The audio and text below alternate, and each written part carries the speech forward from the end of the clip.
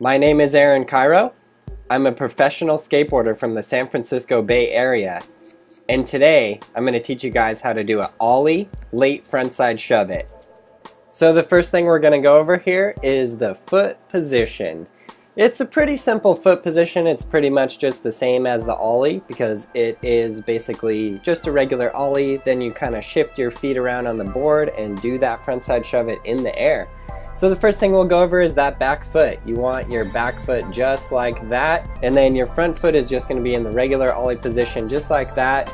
You can have it kind of a little bit higher up on the board, and that's because the first step of the ollie late frontside shove is you're going to be like putting your feet into a nollie position in the air. I know that sounds kind of weird, but I'll explain more later.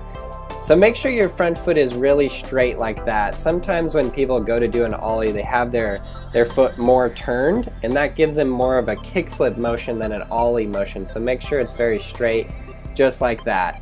So here's the first practice step. You're gonna ollie and move your feet up onto the nose of the board. I know that looks really weird and kind of strange, but it's a really weird trick in that it works almost like you're doing a ollie, and then in the air you're doing like a nollie shove it. That is the secret to this trick that I found, is that you have to do a nollie shove it in the air.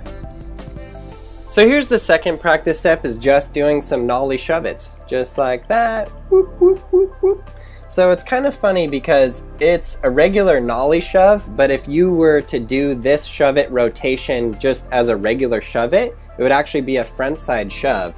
So here are a couple things that can go wrong, and it's mainly just not popping the ollie high enough and then shoveting the board fast enough, and sometimes it's gonna like rotate under you, you'll land primo. So you want to, as best as you can, keep your feet close to the board to keep it from spinning primo or going anywhere other than just right underneath you and completely flat.